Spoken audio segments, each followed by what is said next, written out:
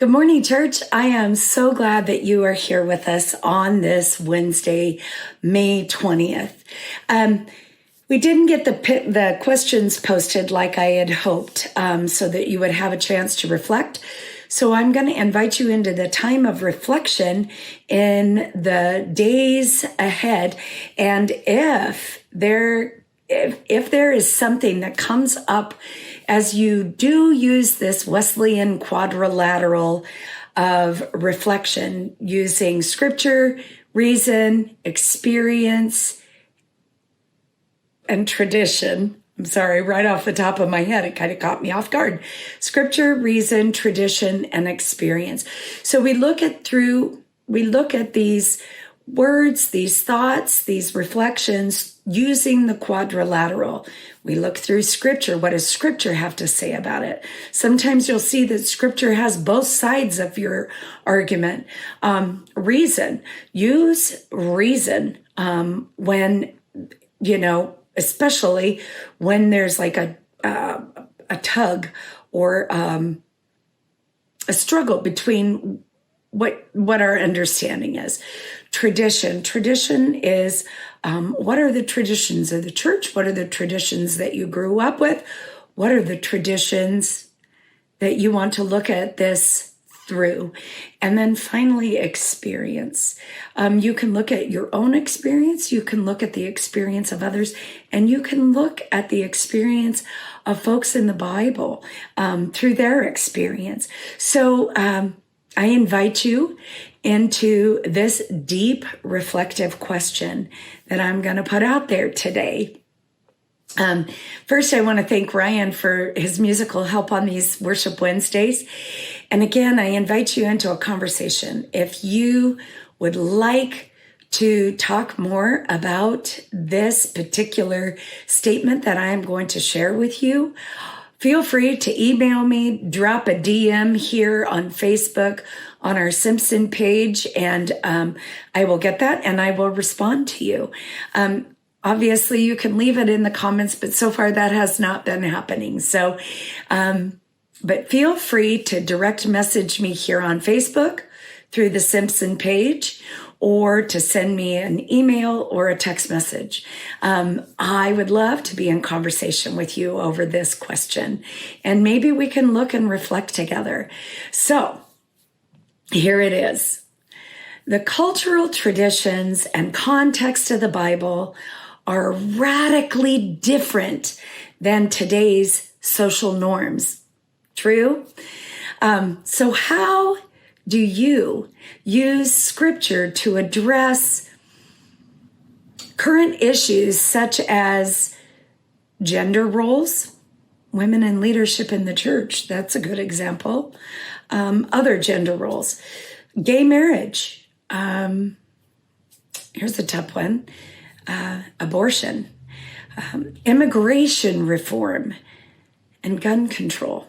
That's a kind of a touchy one for people who live in the Northwest.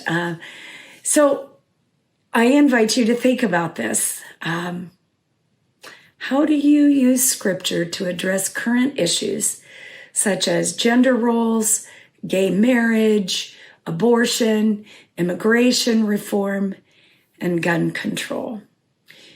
And when you do, I invite you to journal. Do you recognize any biases? Do you recognize in yourself any biases that might come from a religious institution you might have grown up with, and that was different than what we are, than Methodist? Maybe it's familial, or you have something in a military history or something, but each of us carries biases. And whether they're good or bad, they're still biases. And maybe when we recognize that we have some of these, maybe we'll be able to better approach an opposing view. Where did these biases maybe come from? I invite you to think about this while we listen to some music, and then we'll come back and we'll pray together.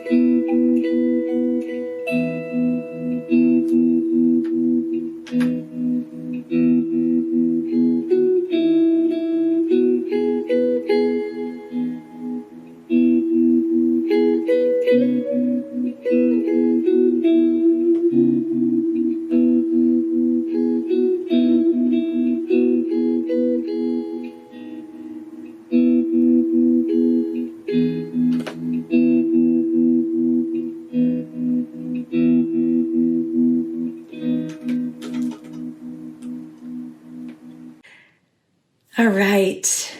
Well, let's close this out with a word of prayer. God of creativity and God of infinite ability and understanding.